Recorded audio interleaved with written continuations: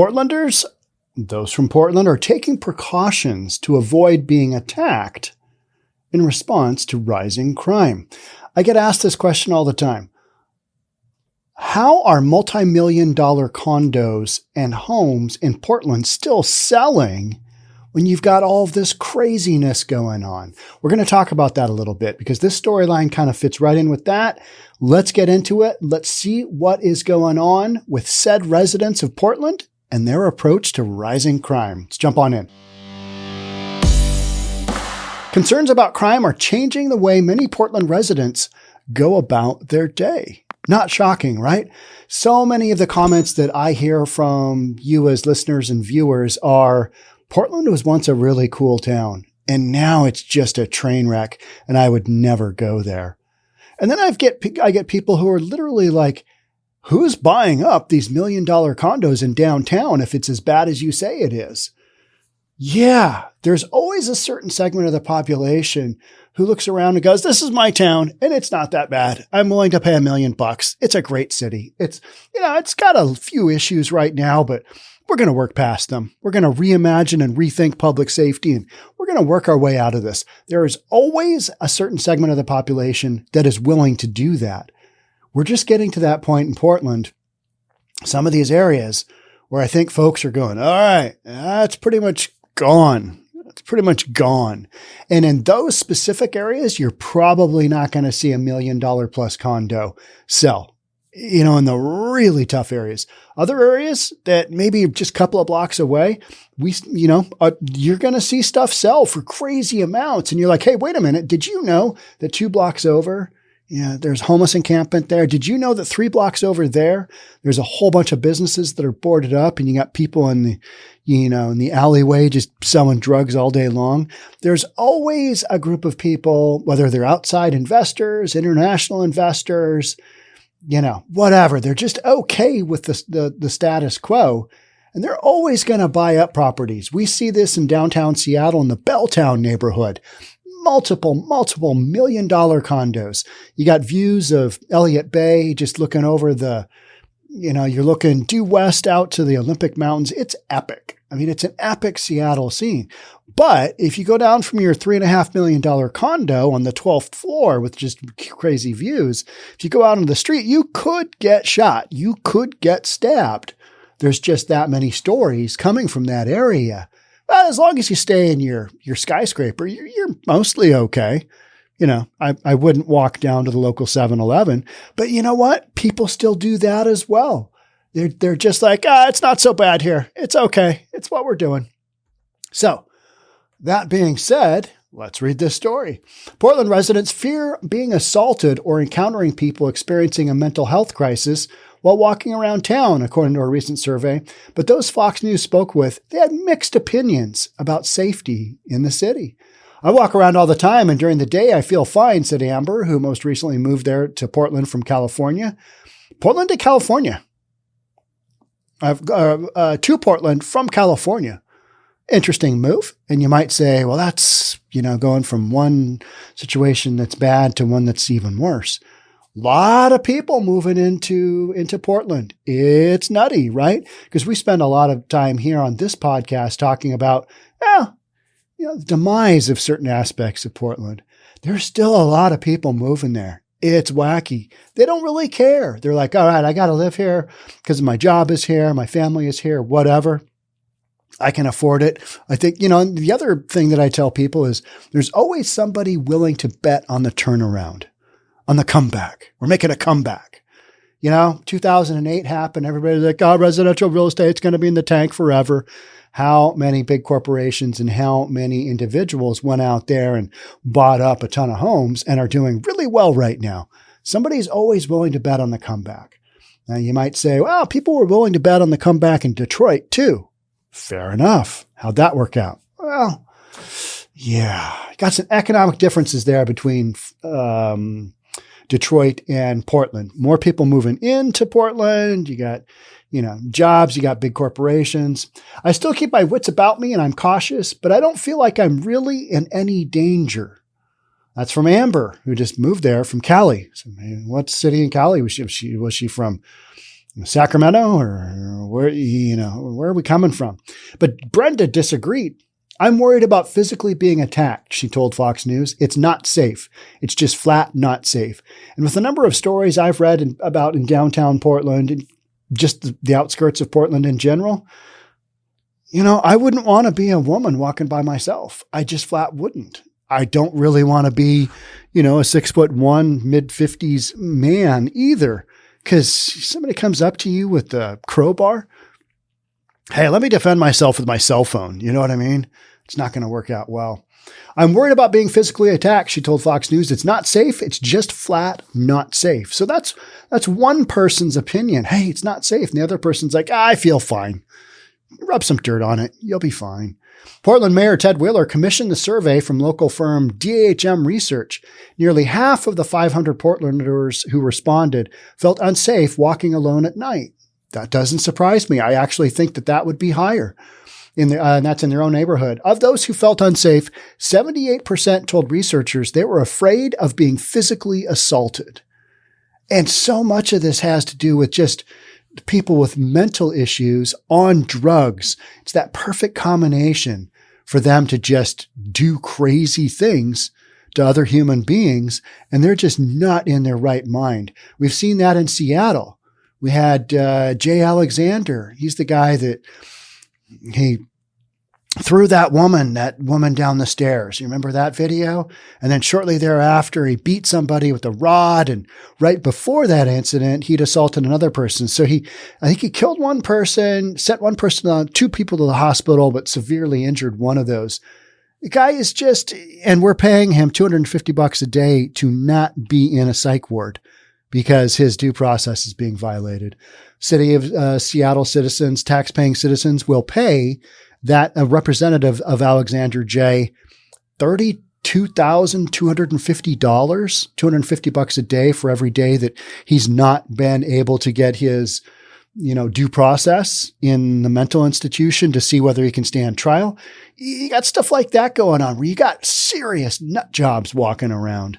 I just talked about Bill Walton. Big, huge, tall, 6'11" Bill Walton played for the Trailblazers, played for UCLA, professional basketball player, riding his bike along in San Diego, gets assaulted by a crazy homeless person, and gets on Instagram, sends emails to the governor. Hey, it's not safe here. Been living here for 43 years. Not safe here anymore. What's the dealio? You got crazy people on drugs doing whacked out stuff. We used to have those people in institutions. We used to have those people in prison. We don't anymore. Because we love our fellow human man so much that we just want to let them do whatever the fuck they want. Sorry, that's literally what's going on. There were 5,960 reported crimes in July, the most recent month for which police stats are available. That's up slightly from 5,618 the same month last year.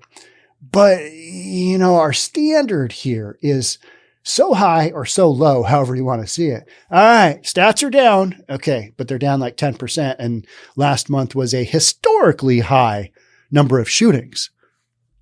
So you got to play the stats, stats with a little bit of, all right, so what's the deal? And so many of the comments that I see are, so the stats are up from what? We didn't used to really have this in Portland. Now things are off the chart. So you've gone from pretty good to really bad, and the really bad is all relevant, right? It's all relevant. Hey, this stuff is going on. Yes, it is. Theft, vandalism, and assault were the most common offenses reported. People living on the city's east side were most likely to fear being physically attacked than those in West Portland. That's according to the survey. Of female respondents who felt unsafe, 81% said that they feared being assaulted compared to 74% of males. I'm shocked that not more females said they felt unsafe. And the 74% of males, that's 3 out of 4, roughly, right? That tells you something right there, right? That tells you something right there. If Portland's got some fierce women that are just like, they're just almost just like the men, and I'm not looking forward to getting attacked, but all right, not all of them had that opinion. And then the men, they're just like, I don't want to get attacked either. Fearing for your safety is not something that you should have to worry about outside in your downtown core. And yet in Portland, that downtown Seattle at night, That's a big reality. Big reality. Well, probably wouldn't go out there, but if you do, maybe just slink along in the shadows. Make yourself, not very visible. I'm sure a lot of people don't feel safe, said John, who is visiting from Seattle. You got some joker from Seattle. It's not that bad. I live in Seattle. Let's go into Portland. I do, says, feel unsafe, but I'm not a 120-pound woman walking by herself at night. That is a big thing, right? I'm a bigger human being, 6'1", 215 pounds. I'm a bigger human being, but if some crazy person comes up with like a box cutter, that's still not going to work out. And from that standpoint, I don't feel safe either. During the day, Seattle, I do. I'm going to go down to Portland soon. Don't worry. I'll figure it out. I'll come back so I can, we can continue this talking and whatnot. But yeah, it'll be interesting. I was in Portland, Summer of Love. Haven't been back since because, podcasting here in Seattle. And I'll be really curious to kind of see what things really look like because I haven't been there for a couple of years. So that'll be interesting. From all the stuff I read and all the information I get from you and all the policemen and women I talk to in Portland, it doesn't seem like there has been great improvement. Let's just put it that way. How about that for a political spin? We can reimagine and we can rethink really doing a much better job of improving our public safety in Portland. So the way to spin that is we've got a lot of room for improvement here. And that's good because we want to tackle this process head on. We want to get in there. We want to make, Portland safer summer PDX. That's what we want to do. That was the official spin, right? My partner is physically smaller than I am. She feels completely uncomfortable being out and about downtown, he said. She started carrying pepper spray with her. I don't blame her. All the stories I read about Portland, don't blame her at all. As a tall guy, Shane said, he thinks he's less of a target. That's always kind of in the back of my head, too. I'm pretty tall. But, that doesn't really mean anything when you come up against that just crazed nut job with either a gun or a piece of rebar or whatever metal rod they have that they're going to whack you 3 times in the head with and the second blow kills you. That is literally something that happened here on the streets of Seattle a couple months ago. Also, I don't really look like I have a ton of money, he said, laughing. That's probably a legit point. How about the rapper in, where was that? Oakland, I think it was. San Francisco. No, it was LA. PNB Rock was his name. He did an Instagram post before he went into Roscoe's Waffle House. And I'm going to go get some lunch with my girlfriend. Inside during lunch, the girlfriend does an Instagram post of their lunch, as you do, most delicious waffle ever from Roscoe's Waffle House. You know how you do that. Somebody came up, somebody had been watching the location settings of where the Instagram posts were coming from. And this rapper, PNB Rock, known for just really expensive bling. And so this thief came in, identified where this rapper was, with all the bling, told him to give it to him. Guy said no, got shot, took the bling, off they went. Everybody blamed the girlfriend. You shouldn't have done that post about the waffles. Whether or not, all that kind of went that way. But what was really interesting was that the public reaction from other rap stars was, hey, take your security with you. LA isn't safe. Don't wear your bling. That was literally their response to LA. So you're just coming right out and saying, hey, we're not hoping that it gets better. It's bad. We know it's bad. Here's what you do. As a female in Portland, we're saying, don't walk alone. Maybe carry pepper spray. That's kind of where we sit. Amber said she gets nervous at night or in neighborhoods perceived as more dangerous. She said that she'd been yelled at and followed by strangers and make sure to stay alert. That is a real selling point for Portland, right? Hey, you know what? You might get yelled at. You might get followed home by a homeless person. But if you stay alert, you should be okay. Odds are greater than 50-50. You're going to make it home in mostly one piece. Yeah. It's the people who have mental health issues because you don't really know how they're going to react, she said. I don't listen to anything in my headphones. I have always have pepper spray on my keychain. That is one thing that I am aware of when I am walking in Bellevue versus when I am walking in Seattle. Walking, amazing cardio workout. You got to go longer than running or on the treadmill, but I like being outside. And for, our couple of months where we have decent weather here in Seattle and I can walk outside, I will. My cardio, going to go do it. But wearing earphones in downtown Seattle or wearing earphones on those long walks, that's a no-go. You got to be aware of your scenario. You got to be aware of your situation because you might need to take off running. You might need to speed that up just a little bit. All right, here's the nut job behind me now. She added that she constantly looks over her shoulder, so I'm not oblivious to my surroundings. That's a good call. But you're talking about almost kind of living in fear, aren't you? You are. Because there are nut jobs on the streets running around, roaming around, doing willy-nilly whatever. Concerns about interacting with people experiencing mental health crises or drug intoxication are front and center on many Portlanders' minds. There you go. You covered it right there. Mental health issues, substance abuse issues, and some of these new drugs. I don't know specifically what they are because this is beyond my bandwidth, but some of these drugs just make people absolutely mental, for lack of any other better word. Literally mental. You look at them and go, is that even really a human being that's left in there anymore? It just seems like a burned out carcass of just some absolute craziness. Somebody sent me the comment, "Welcome to Portland, a ghost town filled with cartoon characters from hell." Been waiting to use that one. That's pretty good. That kind of tells you the cartoon characters from hell. It tells you that they're disfigured. They're not like real normal people. And they're on a path that, let's just say, they're not probably going to church on Sunday. How about that? Yeah, they've got a little something else on their mind, and it's not, all right, what are the 10 commandments that we should be working on today? Yeah, right. Cartoon characters from hell. Doesn't that kind of say it? Doesn't that state it? It does. Because these people don't know what they're doing, and then they're on drugs on top of that, and it's just not a good combination. Taking our granddaughters for walks and finding syringes on the ground and things like that, it's disheartening, Meredith said. Did I do a live stream? No, I did a video walk around of an area called Denny Park in downtown Seattle. That's a perfect example of multi-million-dollar condos surrounding a park that had 60 tents in it just a little bit before I was there. And there are still needles, syringes on the sidewalk. And I encountered one of those, it's just one of those, I wonder if there'll be any syringes here. And I get out of the car and I'm like, oh, there we go. That makes for some good video.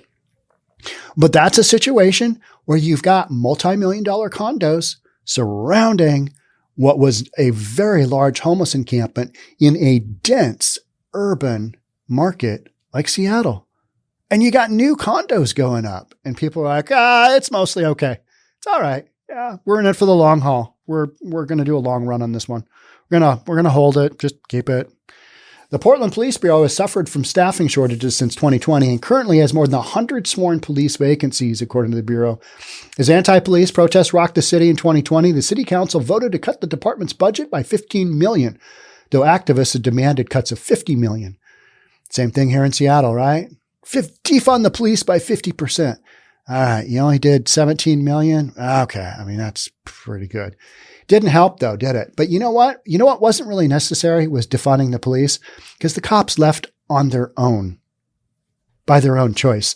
Like, yeah, you can have this job and shove it. I'm going to go do something else. That's what so many of them did, to the point where you've got, you got a budget that recognizes so many jobs that just flat aren't there. So, entire cities basically just took a dump on their public safety and thought, wow, this, I'm sure this will go swimmingly, the whole defund the police thing. Many officers have retired or left to work in other cities, citing dissatisfaction with city leadership and poor morale during the months of nightly protests. How could you not be disappointed with your city leadership when the city's commissioner, Mayor Ted Wheeler, is out there shoulder to shoulder with those nut jobs from Antifa and Black Lives Matter, throwing fireballs against the federal buildings? How could you not be demoralized? All right, there's our commissioner. There's our fearless leader. He's out there just doing a jig with Black Lives Matter and Antifa. I think we need more police, Brenda said. She can understand why people don't want to become officers, but the city isn't doing enough to promote safety, she said. It's not really the police officers' fault that you've got crazy people running around, because even if they arrest them, the district attorneys and the prosecutors, they will not prosecute these people because half the time they belong in mental institutions and you don't have any place open for these people to go. I just did the podcast on the woman who is crazy, urinated on the neighbor's front porch, went inside, took a little nap, broke into a house, opened the door up because it was unlocked, let herself into a 10-year-old's bedroom, took a nap, threw an ottoman at the homeowner, the wife, and then proceeded to leave the home after being yelled at, as you do, and tried to break into the neighbors next door. She had 24 criminal charges against her. And yet the system says, well, you're insane. We can't make you go into a mental institution. Therefore, we just let you run around. And that's why you've got such a safety issue. It's not because you don't have enough police out there arresting people. They arrest these crazy people. Guess what happens? Right back out on the street. And my podcast on that one is that person should have been charged for criminal actions. And yet she wasn't, because district attorney said, well, we think that, those charges wouldn't stick. Plus she's crazy. So we can't charge her with crimes. She's crazy. Well, then you're just leaving the citizens of Portland open to whatever it is that person deems to be appropriate behavior for a day, which I mentioned: urination, theft, assault, breaking and entering, and that's into like a 15, 20-minute period, right? That's a busy person, but she's insane. So what do you expect? I mean, that is exactly what we should expect from this kind of stuff, right? All right. So with the police force, overburdened people think they can do anything now, Carol told Fox News. I feel like it won't always be like this, but right now we're in the midst of lawlessness. And that's what I kind of think too. You're in a period right now where things are out of control. And if you have one major event, I think things could wildly go sideways, and it'll put a heavy spotlight on where we sit right now. Has that event happened? No. And I'm glad it hasn't happened, because you know who's going to have to take the brunt of it? Citizens of Portland, and the cops number 2 right behind it. They're going to have to try and, do triage on a bunch of different events and maybe one big event somewhere. And they're going to be undermanned and outmanned by all the other elements going on. And they're only going to be able to cover so much. The citizens are going to be the one that are just going to take it right in the rear end, right? I mean, there's just no other way this is going to go. So waiting for that to happen. Hope it doesn't. Hope things turn around. But I think something really goes sideways that will put a real emphasis on, hey, maybe this isn't the way things should go. Maybe we need to reimagine and rethink our policies towards drugs, crime, and people with mental problems.